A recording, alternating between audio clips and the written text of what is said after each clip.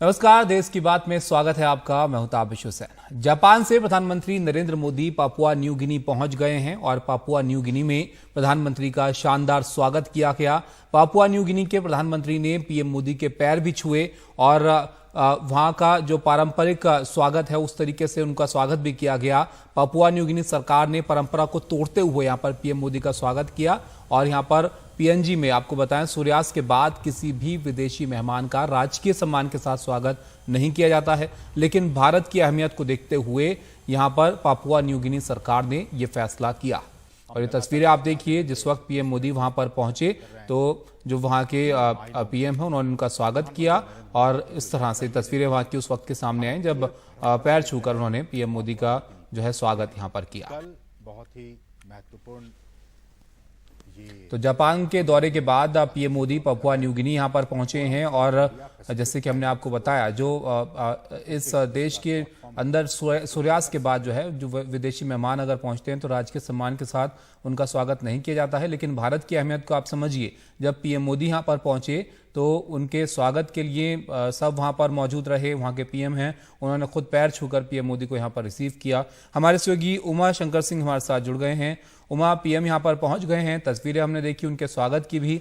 अब इस दौरे की अहमियत को जरा आप समझाइए, कितना अहमियत रखता है इस बार का पापुआ न्यू गिनी का पीएम का दौरा?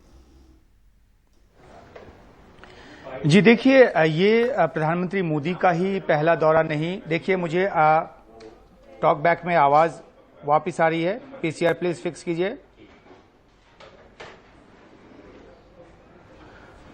ताबिश, मैं आपको ये बता रहा हूं कि प्रधानमंत्री मोदी का ही नहीं बल्कि किसी भी भारतीय प्रधानमंत्री का ये पहला दौरा है पापुआ न्यू गिनी का।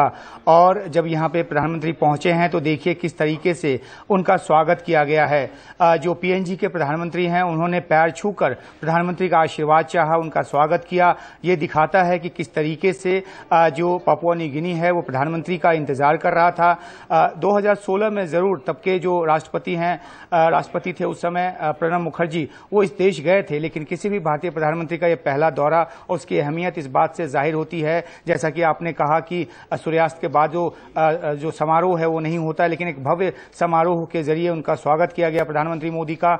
और कल जो बैठक का सिलसिला है सुबह से शुरू होगा, उसमें द्विपक्षीय बातचीत तो होगी ही, लेकिन साथ ही साथ जो यहाँ पर फोरम फॉर जो Indo Pacific cooperation, island cooperation है, उसकी जो बैठक होगी वो काफी अहमियत रखती है। 14 देश उसमें शामिल हैं। भारत के प्रधानमंत्री और पीएनजी के प्रधानमंत्री दोनों संयुक्त रूप से उसकी मेजबानी करेंगे।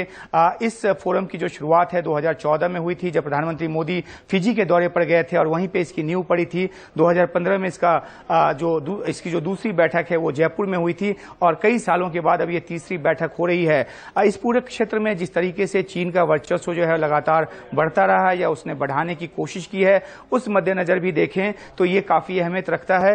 ये जो देश है इसकी आबादी जो है वो 1.5 करोड़ के आसपास ही है और ये क्षेत्रफल में भारत से 7वें हिस्से के बराबर है, यानी कि भारत इससे 7 गुना बड़ा है। ये ऑस्ट्रेलिया के बिल्कुल करीब का देश है और जैसा कि आप जानते हैं कि जो इस रीजन में जो चीन ने अपना वर्चस्व बढ़ाया है और उसको रोकने के लिए जिस तरह से क्वाड का गठन हुआ है, जिसमें कि ऑस्ट्रेलिया, जापान, इंडिया और अमेरिका जैसे देश हैं, तो ये यहाँ जो प्रधानमंत्री तकरीबन पूरा एक दिन बिताएंगे, उसकी अहमियत इस बात को लेकर है कि इन 14 देशों के साथ जो आपसी रिश्ते हैं वो तो मजबूत होंगे, उसमें आपसी सहयोग की बात तो आगे बढ़ेगी ही, लेकिन इस पूरे रीजन में सुरक्षा को लेकर और जो एक इंटरनेशनल रूल है उसको लागू करने को लेकर जिस तरीके की लगातार बात की जाती है कि इस क्षेत्र को उन्मुक्त रखना है व्यापार के लिए, आवाजाही के लिए, तो उस दिशा में भी काफी मदद मिलेगी। अगर हम पापुआ न्यू गिनी के बारे में थोड़ी सी बात करें तो इसमें चीन का दखल जो है लगातार बढ़ते रहने की खबर आती रही है। चीन ने काफी इन्वेस्टमेंट किया है यहाँ पर, बेल्ट एंड रोड इनिशिएटिव को लेकर यहाँ पे पहुंचना चाहता है वो। और दूसरी अहम बात यह है कि जो यहाँ के प्रधानमंत्री हैं वो चीन के दौरे पर भी जा चुके हैं, तो एक नजदीकी जो है वो किसी दो संप्रभु देश की आपस में रिश्ते और जो संबंध है वो आगे बढ़ सकते हैं, लेकिन चीन का जो एक साम्राज्यवादी जो एक रवैया है इस पूरे क्षेत्र को लेकर, उसको काउंटर करने के लिए इन जैसे देशों के साथ बहुत नजदीकी जो ताल्लुकात है वो रखने की जरूरत है और इसी अहमियत को समझते हुए इस दौरे को अंजाम दिया गया है। जब पहली बार भारत के प्रधानमंत्री वहां पर पहुंचे हैं तो वहां पर जब वो अपने बैठकों का सिलसिला शुरू करेंगे तो द्विपक्षीय बातचीत भी होगी। फिजी के प्रधानमंत्री जो कि हाल ही में चुने गए हैं, पिछले साल दिसंबर में चुनकर आए हैं, उनसे पहले मुलाकात होगी प्रधानमंत्री मोदी की। और इसके अलावा जैसा कि मैंने आपको बताया कि जो 14 देशों का जो सम्मेलन हो रहा है जिसको कि संयुक्त रूप से भारत और पीएनजी के प्रधानमंत्री मेजबानी जिसकी करेंगे, तो वो एक अहम बैठक होगी। और इसके बाद तीसरा लेग जो है, जो तीसरा चरण है भारत के प्रधानमंत्री के दौरे का, वो ऑस्ट्रेलिया का होगा। लेकिन फिलहाल नजर इस बात पर कि इस दौरे से क्या कुछ हासिल होता है। हमने देखा है कि जापान में 3 दिनों के दौरे में किस तरीके से व्यस्तता रही। जी, जैसे कि आपने बताया FIPIC की ये तीसरी जो है वो समिट यहाँ पर होगी और इन आइलैंड देशों में ट्रेड इन्वेस्टमेंट के साथ साथ क्लाइमेट चेंज भी एक बड़ा कंसर्न होता है, खासकर ऐसी कंट्रीज के लिए जो समंदर में हैं, समंदर से घिरी हुई हैं। अब पीएम मोदी जब यहाँ पर पहुंचे हैं तो एक बात ये भी है कि जो इस FIPIC के सदस्य देश हैं वो सभी यहाँ पर मौजूद रहेंगे।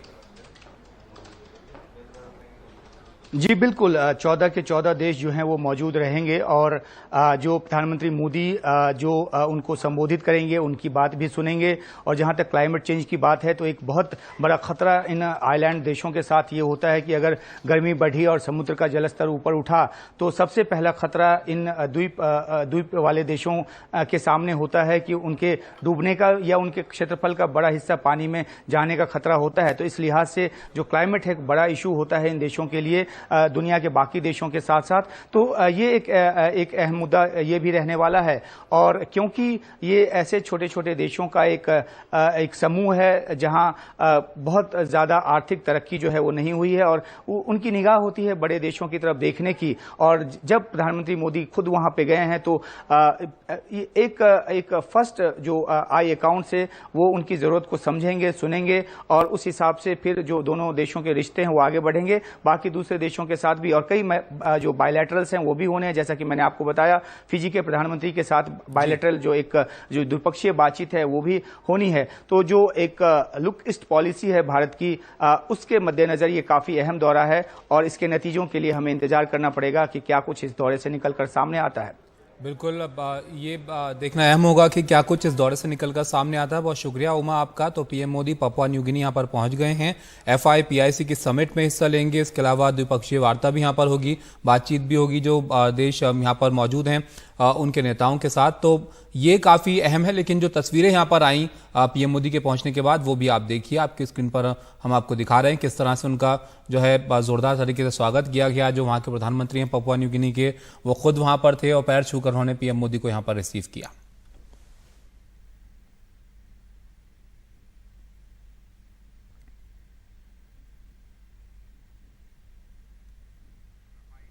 सम्मेलन में आगे बढ़ते हैं। जापान के हिरोशिमा में बैठक के दौरान अमेरिकी राष्ट्रपति जो बाइडेन खुद प्रधानमंत्री मोदी के पास चलकर आए और गले लगे और पीएम मोदी से उन्होंने कहा कि प्रमुख नागरिकों के अनुरोध अब एक चुनौती बन रहे हैं क्योंकि सब पीएम मोदी के कार्यक्रम में शामिल होना चाहते हैं।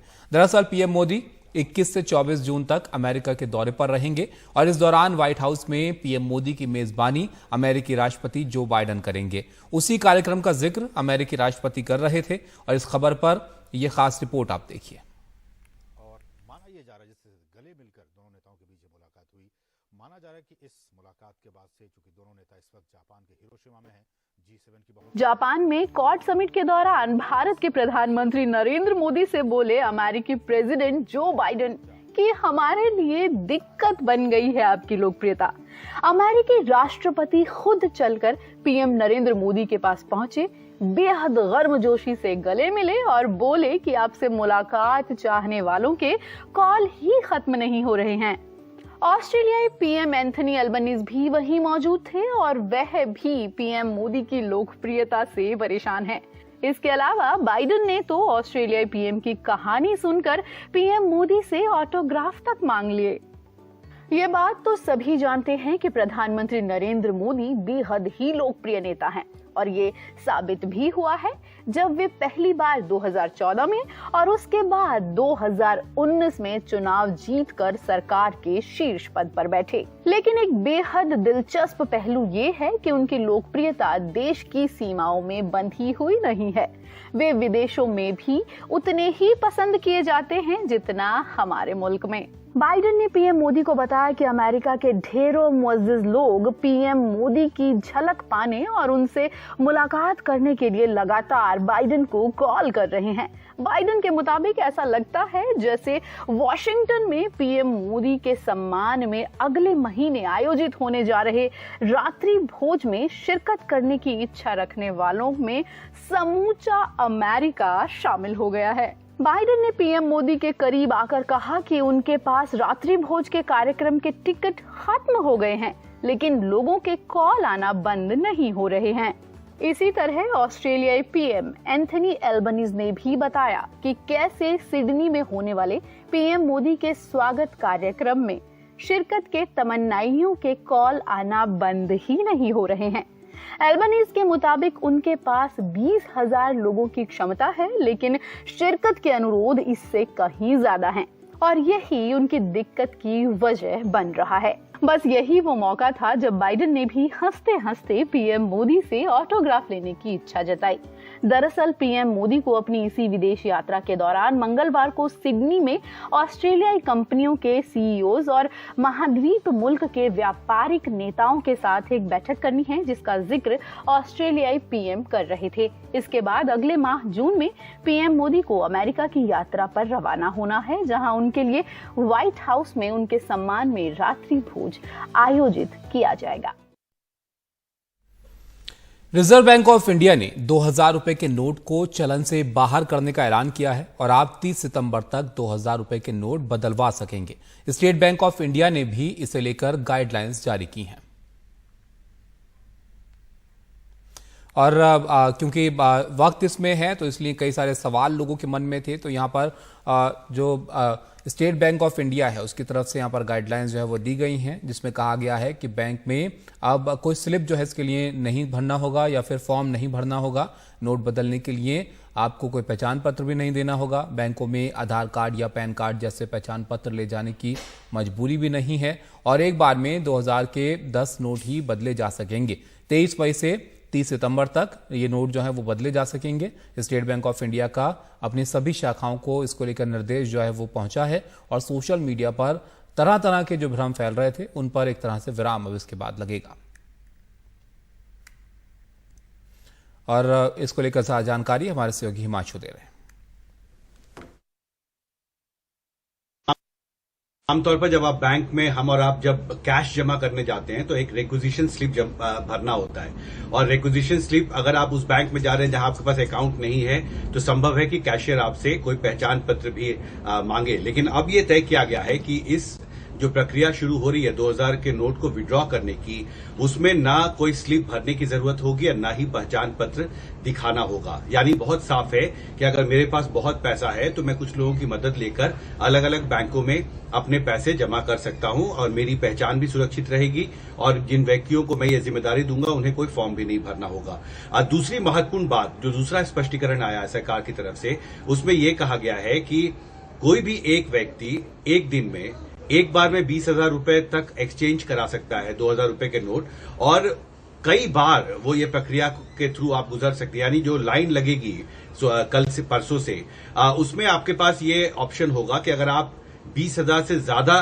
का पैसा जमा करना चाहते हैं 2000 रुपए के नोट तो आप लाइन में लगे, एक बार में आपसे 20,000 रुपए तक के नोट लिए जाएंगे, उसके बाद आपको दोबारा लाइन में लगना होगा और आप फिर से 2000 रुपए के नोट को जमा कर सकते हैं। तो ये एक सहूलियत होगी आम लोगों के लिए जिनके पास 2000 रुपए के ज्यादा नोट्स हैं। दूसरी महत्वपूर्ण बात यह है कि अब तक ये माना जा रहा था कि अगर आप बैंक में जाते हैं तो आपकी पहचान रिवील हो सकती है, क्योंकि अगर आप पैसे डिपॉजिट करते हैं अपने अकाउंट में तो वो तो बैंक के अकाउंट में आ जाएगा कि इस व्यक्ति के खाते में इतना पैसा अगले 4 महीने 30 सितंबर तक जमा हुआ है और बाद में संभव है कि पूछताछ भी की जाए। इस तरह की एक प्रक्रिया आपको याद होगा नोटबंदी के समय की गई थी, लेकिन इस बार बहुत स्पष्ट साफ तौर पर सरकार की तरफ से बहुत हाईएस्ट लेवल पर यह स्पष्टीकरण आया है कि इस पूरी प्रक्रिया के दौरान किसी भी व्यक्ति की पहचान दिखाने की जरूरत नहीं होगी। उनके पहचान को सुरक्षित रखा जाएगा। साथ ही ना कोई रिक्विजिशन स्लिप भरने की जरूरत होगी। इसका यह भी मतलब है कि लिखित तौर पर भी कोई रिकॉर्ड बैंक के पास नहीं होगा कि कौन व्यक्ति है, उसने कितना पैसा 2000 रुपए के नोट जमा किए। और तीसरा महत्वपूर्ण बात, जिसको कि मैंने पहले भी विस्तार से जिक्र किया है, कि आप एक दिन में कई बार 20,000 रुपए तक के नोट एक बार में ना सिर्फ अपने बैंक में जहां पर आपका अकाउंट है, बल्कि किसी भी बैंक में जाकर आप जमा कर सकते हैं। और इसके पीछे सोच ये है कि भीड़ भाड़ ना हो। देखिए, नोटबंदी के समय आपको याद होगा एक बहुत बड़ा संकट देश में लगभग हर बैंक में खड़ा हुआ था, लेकिन इस बार सहूलियत ये भी है कि अगर मैं उस बैंक में भी जा सकता हूं जहां पर मेरा बैंक अकाउंट नहीं है। यानी अगर आपके घर के पास कोई बैंक है जहां ज्यादा भीड़ नहीं है, तो बेहतर होगा कि आप वहीं पर जाकर कई मेजर्स के जरिए अपने 2000 रुपए के नोट को एक्सचेंज करवा लें।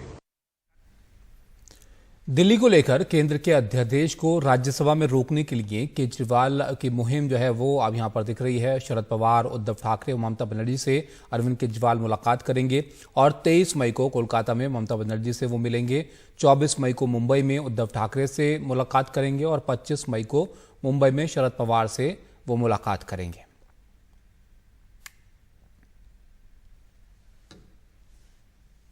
यहाँ तो आए ही थे आपसे मिलने के लिए, और इनको काफी जो सुप्रीम कोर्ट का फैसला हुआ बहुत अच्छा। परसों 3 बजे ममता जी के साथ मेरी कलकत्ता में मीटिंग है और उसके बाद एक एक करके मैं हर पार्टी अध्यक्ष से पूरे देश के अंदर मैं मिलने के लिए जाऊंगा।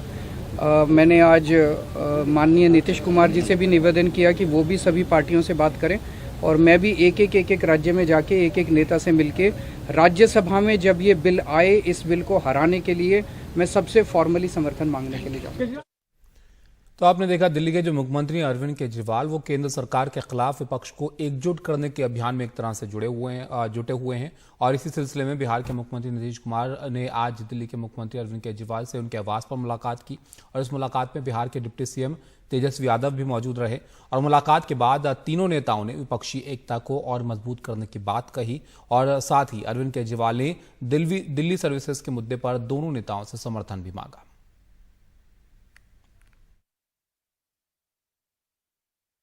तो ये हम लोग तो बिल्कुल इनके साथ हैं और जो कुछ भी है हम लोग जो आगे भी जो मीटिंग करेंगे, जो हम लोग कोशिश कर रहे हैं कि ज़्यादा से ज़्यादा विपक्षी पार्टियां एकजुट हो जाएं और मिल करके हम लोग पूरे देश में अभियान चलाएं, हर राज्य में अभियान चलाएं कि सब कुछ कानून का पालन होना चाहिए, आपस में सब लोगों के बीच में प्रेम और भाईचारे का भाव होना चाहिए और जिस तरह से लोगों के बीच में विवाद पैदा करने की कोशिश होती है उन सब चीज को बंद करना चाहिए। तो सब लोग तो सहमत है ही और उसके बाद अगर इस तरह की कोई बात होगा तो जो कह रहे हैं हम लोग पूरे तौर पर इनके साथ हैं। ये जो भी कह रहे हैं बिल्कुल ठीक कह रहे हैं, इनके साथ हम लोग हैं।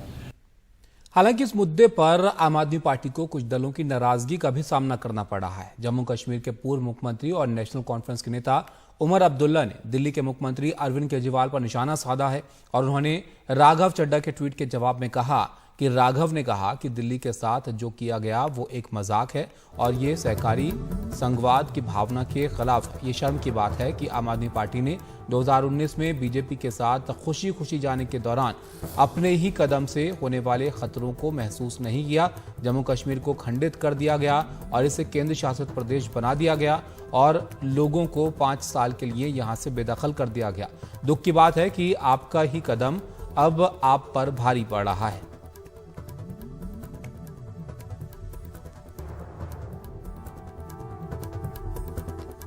बीजेपी ने भी केजरीवाल और नीतीश की मुलाकात पर निशाना साधा है। उन्होंने कहा कि जो केजरीवाल के करीब गया है उसका कद घट गया है। नीतीश जी पर मुझे थोड़ी सी आज दया आई क्योंकि जो अरविंद केजरीवाल से सटा है उसका कद घटा है और आज जिस प्रकार से उनके अपने सबसे करीबी साथी जेल में है, बेल तक नहीं मिल रही है, ऐसे लोगों का साथ आना इस दिल्ली और देश के लोगों को देखना चाहिए कि इनका सिर्फ एक ही उद्देश्य है, किसी प्रकार से अपने भ्रष्टाचार की सल्तनत को बचाना और देश की जनता, दिल्ली की जनता कभी ये होने नहीं देगी, ये हमारा पूरा विश्वास है। गृहमंत्री अमित शाह ने आज अहमदाबाद में मोदी समाज के राष्ट्रीय महासम्मेलन को संबोधित किया और इस दौरान उन्होंने कहा कि पहली बार इतने गरीब घर से निकला हुआ व्यक्ति देश का प्रधानमंत्री बना है। पीएम मोदी ने करीब 13 करोड़ लोगों के घर में सिलेंडर भेजे, 10 करोड़ लोगों के घर में शौचालय बनवाए, 3 करोड़ लोगों को घर दिए और 70 करोड़ लोगों को 5 लाख रुपए तक की स्वास्थ्य सेवाएं मुफ्त में दी। साथ ही उन्होंने कहा कि कांग्रेस 56 साल तक सत्ता में रही लेकिन कभी भी ओबीसी समाज के लिए सम्मान के लिए एक भी काम नहीं किया।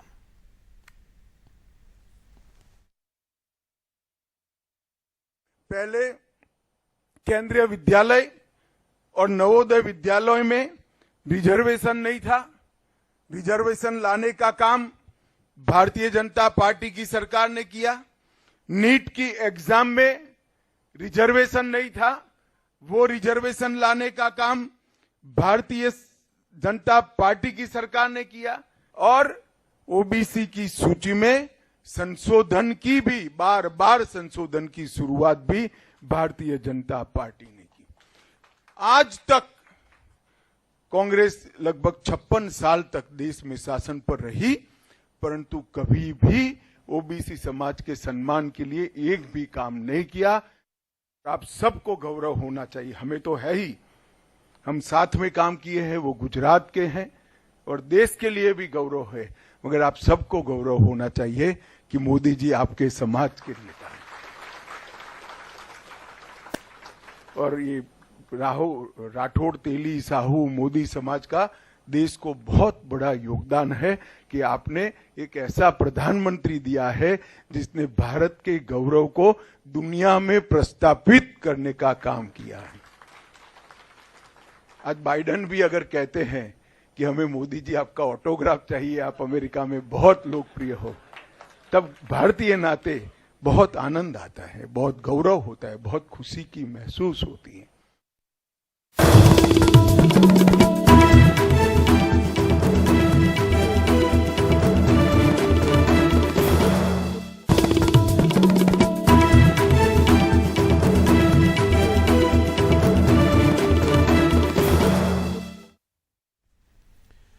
बेंगलुरु में भारी बारिश से बिगड़ते हालात जो है वो दिख रहे हैं। भारी बारिश से कई इलाकों में यहां पर पानी भर गया है और बेंगलुरु के एक सबवे में कार फंस गई और इस कार में 7 लोग सवार थे, उनमें से एक लड़की की मौत हो गई है। सीएम सिद्धरामैया भी घटनास्थल पर पहुंचे हैं। उन्होंने मृतक लड़की के परिजनों के लिए 5 लाख रुपए के मुआवजे का ऐलान किया है। तो जो मौसम है उसकी वजह से बेंगलुरु में लोगों को खासी दिक्कतों का सामना करना पड़ रहा है। बेंगलुरु में हालात जो है वो काफ़ी बिगड़ते हुए दिख रहे हैं इस मौसम की वजह से। और ये हादसा भी यहाँ पर हुआ जिसमें 7 लोग जो है उस कार में सवार थे, इसमें से एक लड़की की यहाँ पर मौत हो गई है। हमारे सहयोगी निहाल किदवई हमारे साथ जुड़ गए हैं। निहाल, बताइए इस हादसे के बारे में और मौसम को लेकर क्या वहाँ पर अभी है स्थिति?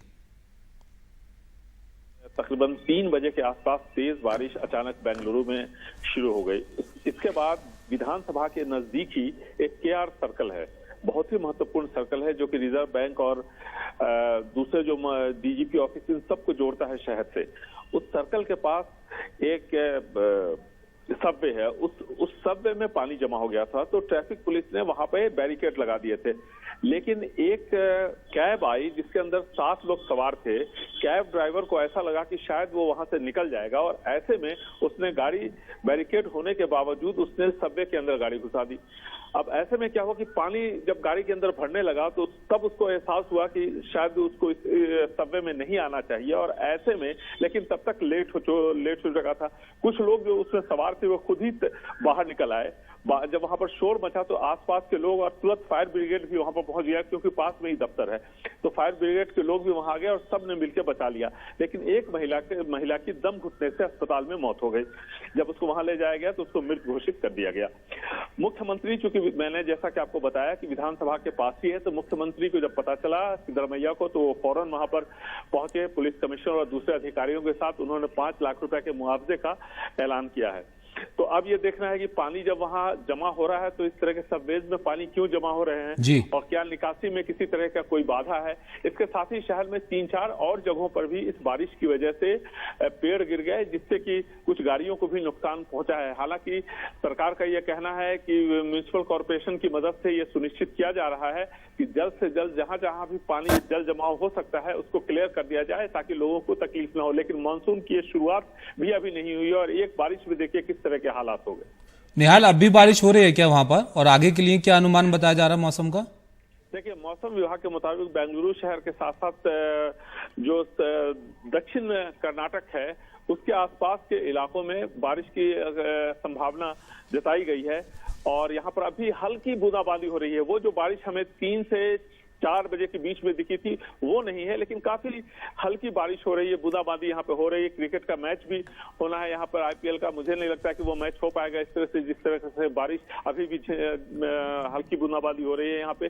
तो कुल मिलाकर के अब एक बड़ी चुनौती नई सरकार अपने सामने है और ऐसे में इस तरह से अगर बारिश अभी 4 तारीख से 4 जून से मानसून की यहाँ शुरुआत होगी और उसके ठीक पहले अगर इस तरह के हालात एक हल्के से बारिश की वजह से होता है तो आप समझ सकते हैं कि पिछली बार जिस तरह के हालात हमें यहाँ देखने को मिले थे उससे भी हालात खराब हो सकते हैं। बिल्कुल निहाल, मानसून अभी शुरू भी नहीं हुआ है, उससे पहले बारिश हुई तो उसमें किस तरह के हालात वहां पर दिखे ये आप देख सकते हैं। शुक्रिया निहाल आपका सब जानकारी के लिए।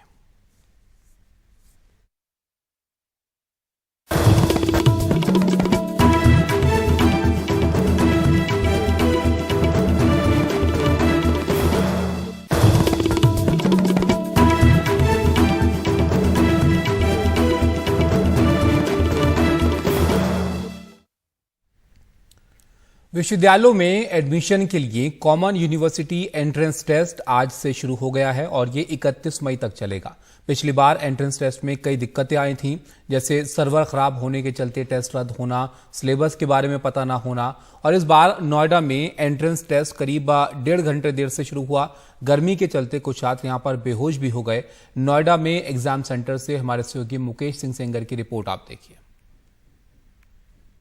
केंद्रीय विश्वविद्यालयों में प्रवेश के लिए CUET एग्जाम शुरू हो गया है। ये एग्जाम 31 मई तक चलेगा। इस वक्त मैं हूँ नोएडा के एक एग्जाम सेंटर में और यहाँ पर जो बच्चे हैं वो एग्जाम देकर आ रहे हैं। कुछ बच्चों से बात करते हैं जो कि यहाँ पर एग्जाम देकर आ रहे हैं। भैया, क्या नाम है आपका?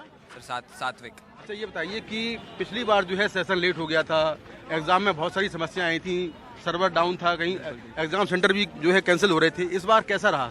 सर, इस बार यहाँ के मैनेजमेंट तो बहुत ही पहला सेशन इतना लेट हुआ, हम लगा लो हम द्वारका से आया हूँ मैं, तो 2 घंटे खड़े रहे, इतनी धूप है, सब पेरेंट्स घुसे जा रहे हैं, सब कुछ हो रहा है, इतना लेट उन्होंने एंट्री दी, तो मैनेजमेंट तो बहुत बेकार था सर। अच्छा, आप भी एग्जाम देकर आए हैं? क्या इससे पहले से खड़े थे जब हम विशाल हमें गए जगह थे ना, यहाँ पर इतनी देर बहुत लोग ही खड़े हुए थे पर जाने नहीं दे रहे थे अंदर, रुके पड़े थे, 1.5-2 घंटे से खड़े थे हम, यूँ लगा लो। पर अंदर सारी फैसिलिटी अच्छी है, पर जब गए थे ना, जब भीड़, उसमें प्रॉब्लम हुई थी बस।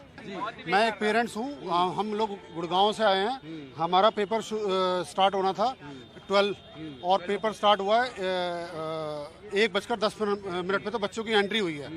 कोई मैनेजमेंट नहीं है, ना सेंटर की तरफ से है, ना पुलिस की तरफ से है, ना प्रशासन की तरफ से है। उनको ट्रैफिक मैनेजमेंट करना चाहिए, पहले ट्रैफिक बंद कर देना चाहिए। और एक दिन में जो 3 शिफ्ट करी है ये बिल्कुल गलत है। एक शिफ्ट खत्म होती है, उसके साथ में ही 15 मिनट में दूसरी शिफ्ट स्टार्ट हो रही है, ये बिल्कुल गलत है। कम से कम 2 घंटे का गैप होना चाहिए। जो बच्चे करके आ रहे हैं उनको निकलने का टाइम मिले, दूसरे बच्चों को आके सेटल होने का टाइम मिले, जो मैनेजमेंट कर रहे हैं उनको भी थोड़ा मैनेजमेंट करने का टाइम मिले। ये व्यवस्था ही नहीं है, पता नहीं क्या है। कुछ बच्चे बेहोश भी हो गए थे। हाँ, यहाँ पे गेट पे बच्चे कुछ फेंट होकर गिर गए थे गर्मी की वजह से। 44 के 42-43 के आसपास टेम्परेचर है, तो ये पानी की व्यवस्था नहीं है सेंटर पे। बच्चे इतनी दूर से बच्चों को बुलाया हुआ है, डिफरेंट स्टेट से बुलाया हुआ है। यहाँ के लोकल बच्चों का सेंटर ही यहाँ पे होना चाहिए था। तो यहाँ पर जो नोएडा के सेक्टर 62 का एग्जाम सेंटर है, यहाँ पर बच्चों का एग्जाम तो ठीक हुआ है, लेकिन जो एग्जाम को लेकर व्यवस्थाएं हैं उससे लोग नाराज हैं। कई बच्चे गर्मी में बेहोश हो गए और करीब 1.5 घंटे बच्चों को, उनके घर वालों को वेट करना पड़ा। आप देखिए कि चारों तरफ किस तरह से भीड़ है यहाँ पर। और जो बच्चे हैं उनका कहना ये है कि एक ही दिन में 3 शिफ्ट में एग्जाम करवा दिए, जिससे कि यहाँ पर भीड़ ज़्यादा हो गई और तमाम जो व्यवस्थाएं हैं वो फैल गई। तो नोएडा के सेक्टर 62 में एग्जाम सेंटर का ये नज़ारा है, जहाँ पर बच्चों को, उनके घर वालों को काफ़ी परेशानियां हुई और आखिरकार उसके बाद फिर बच्चों को एग्जाम सेंटर में एंट्री मिली और तब जाकर वो एग्जाम दे पाए। नोएडा से कैमरामैन सुधीश के साथ मैं मुकेश सिंह सेंगर, NDTV इंडिया।